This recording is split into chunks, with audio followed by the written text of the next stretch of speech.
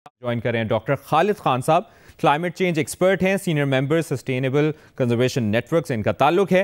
Doctor साहब, बहुत शुक्रिया आपके वक्त के लिए। एक तो क्लाइमेट चेंज के तनाजुर में आप मौजूदा शदीद बारिशों और सैलाब को कैसे देखते हैं, और जो सवाल आपके सामने रखना चाहते हैं कि क्या पाकिस्तान के पास क्लाइमेट एडेप्टेशन की मुनासिब हिकमत अमली, मुनासिब स्ट्रेटजी मौजूद है?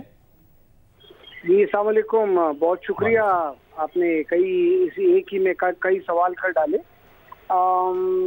हम शायद चैलेंज हमारी तैयारियों से बहुत बड़ा है, जो कैपेसिटी है हमारी उससे चैलेंज बहुत बड़ा है। हमें इससे बेहतर तैयारी में होना चाहिए। जो आप सूरत हाल देख रहे हैं, मैं हर चैनल पे कह चुका हूँ कि जो वो ट्रेलर्स हैं जो आपको अगले 2, 3, 4, 5 सालों की वो बताते हैं कि जी आपके अगले 4-5 साल कैसे गुजरेंगे। एक और चीज बताता हूँ हर दफा कि जी अब हमारे पास सिर्फ 5 साल 4 महीने और 3 दिन रह गए हैं जिसमें हम कुछ कर सकते हैं इन चीजों के लिए। सूरत हाल खतरनाक और भी होगी जब इंडिया आज या कल किसी वक्त 2 लाख क्यूसेक पानी और छोड़ेगा दरियाओं में। आप जानें कि जब 48 घंटे में और 48 घंटे आपके किस सूरत हाल से आपका सामना करना पड़ सकता है। जो मेरा साथी बता रहा था 10,70,000 क्यूसेक, आप जान जाएं कि आप किस किस्म के उससे आपका सामना है, मुसीबत से और आफत से सामना है आपका। क्लाइमेट चेंज के हवाले से तो ये जो हम जो करते रहे हैं पिछले ऑलमोस्ट लाइक 50 सालों से और इन पर्टिकुलर पिछले 30 सालों से, ये तो वो जो किया है पहले उसकी तस्वीर आ रही है आपके स्क्रीन पे। ये तो डन है और अभी आपके पास इसके लिए कोई रोकने के लिए कोई हिकमत अमली नहीं है। जो एडाप्टेशन प्लान बना हुआ है पाकिस्तान का, वो भी शायद रिव्यू करने की सख्त तरीन जरूरत पड़ गई है कि एडाप्टेशन तो अभी हमने शुरू ही नहीं की। आप तो अभी तक 2022 के जो सैलाब हैं उसके असरात से भी नहीं निपटे। जो उसके लिए आबादकारी के प्लान थे वो अभी तक वो भी पूरे नहीं, आपने उनको अमली जामा पहनाया, तो आप आगे की क्या बात करेंगे?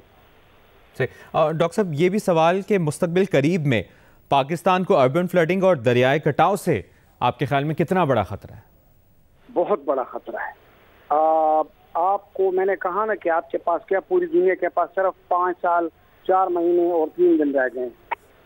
ये 2030 तक आपके पास वक्त है और वो भी मुझे नहीं लगता उस तक हम पहुंच पाएंगे। तो ये जो आप देख रहे हैं ये हर साल वर्स्ट होता चला जाएगा। दरियाओं ने जो सूरत हाल पैदा कर दी है, और रिहेबिलिटेशन का टाइम आपके पास बचेगा कब? अब तो ये भी आप जान लें कि सर्दी गर्मी फिजा बहार ये जो कॉन्सेप्ट है ये खत्म हो जाएगा। अब आपके पास 15 दिन की सर्दी आएगी, 15 दिन की गर्मी आएगी, 15 दिन का खजा आएगा और 15 दिन का बहार आएगा। तो आप जान जाइए आपस में खलत मलत होते रहेंगे। अब शायद जो आप बरसात देख रहे हैं या जो आपको मानसून लेट नजर आ रहा है, ये शायद और भी आगे चला जाए आपके लिए। बहुत बहुत शुक्रिया आपका डॉक्टर खालिद खान साहब, क्लाइमेट चेंज के साथ मौजूद थे। अभी माहिर माहौलियात डॉक्टर जुल्फ़िकार अली साहब ने भी हमें ज्वाइन किया, उनसे भी बात करेंगे। डॉक्टर साहब, आपके भी वक्त का बहुत बहुत शुक्रिया। भारत के अचानक पानी छोड़ने को आप माहौलियाती तवाज़ुन के तनाजुर में कैसे देखते हैं? जी, मैं तो ये देखता हूँ कि ये पूरा क्लाइमेट फिनोमेना है जो इस वक्त पूरी तरह से जो भाई इम्पैक्ट कंट्रीज हैं जिसमें पाकिस्तान आता है और हम उसमें पूरी तरह से फॉल करते हैं। और जैसे इस वक्त अंदाजा है पूरी दुनिया को कि 1.5 डिग्री सेंटीग्रेड सिंस इंडस्ट्रियलाइजेशन हुई है पूरी वर्ल्ड में, तो 1.5 डिग्री सेंटीग्रेड बढ़ गया है। लेकिन पाकिस्तान उन कंट्रीज के अंदर है जिनमें 3 से 4 डिग्री सेंटीग्रेड ऑन एवरेज जो है temperature not only degree centigrade बढ़ने से 7% जो मॉइस्चर है वो क्लाउड्स में ज्यादा होती है।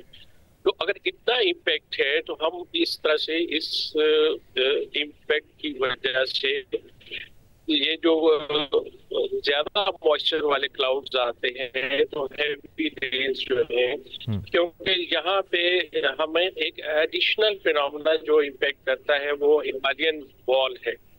हिमालयन वॉल की वजह से जितने भी ये जो फुटहिल्स में एरियाज हैं जिस पर एक इम्पैक्ट क्रिएट होता है, जो लोकलाइज फिनोमेना है कि वहाँ पे जो माइक्रो क्लाइमेट है जो दरख्तों के कटने की वजह से अब्रप्टली चेंज हुआ है, तो वहाँ पे अब अब ये जो हम क्लाउड बर्स्ट बार बार कह रहे हैं, तो वो क्लाउड बर्स्ट इसलिए होता है कि एक तो ओवरऑल पूरा क्लाइमेट चेंज हुआ है 3 or 4 डिग्री सेंटीग्रेड, प्लस उस वैली के अंदर भी हीट वेव जो है वो बनती है, जिसकी वजह से एक रेगुलर रेन की बजाय क्लाउड बर्स्ट होना शुरू हो गया।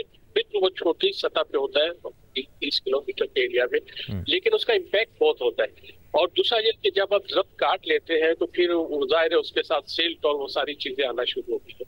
लेकिन मैं फिर भी ये एक तरफ तो ये तवज्जो दिलाना चाहूंगा कि ये अब बड़ी साइंस नहीं है, ये कैलकुलेशन जो है ये साइंस के इदारों में, यूनिवर्सिटीज में पूरी तरह से पढ़ाई जाती है। तो वाई नॉट के गवर्नमेंट इससे फायदा उठा है। और ये जो हमारे पास जो रिजर्वायर्स है, वाटर जो स्टोरेज कैपेसिटी है वो इतनी कम है कि हम इंडिया और चाइना के मुकाबले में भी बहुत कम है। हमने सिर्फ 30 दिनों का पानी स्टोर किया हुआ है और 9 बिलियन जो है क्यूबिक मीटर हमारे पास स्टोरेज कैपेसिटी, जबकि इंडिया के पास 6000 है। और उसके चाइना के पास तो 3 साल का स्टोरेज वाटर है, हमारे पास 30 दिनों का है। तो हमने स्टोरेज नहीं बनाई हुई है। अदरवाइज ये एक ब्लेसिंग है कि हम बरसात में हमें अनफ पानी मिल जाता है और अब कंटिन्यूसली हमें हैवी रेन्स जो है वो सही। और ये बहुत बड़ा कंसर्न है जो आपने शेख जुल्फ़िकार अली साहब, माहिर माहौलियात, हमारे साथ मौजूद थे, आपने वक्त दिया, बहुत बहुत शुक्रिया आपका।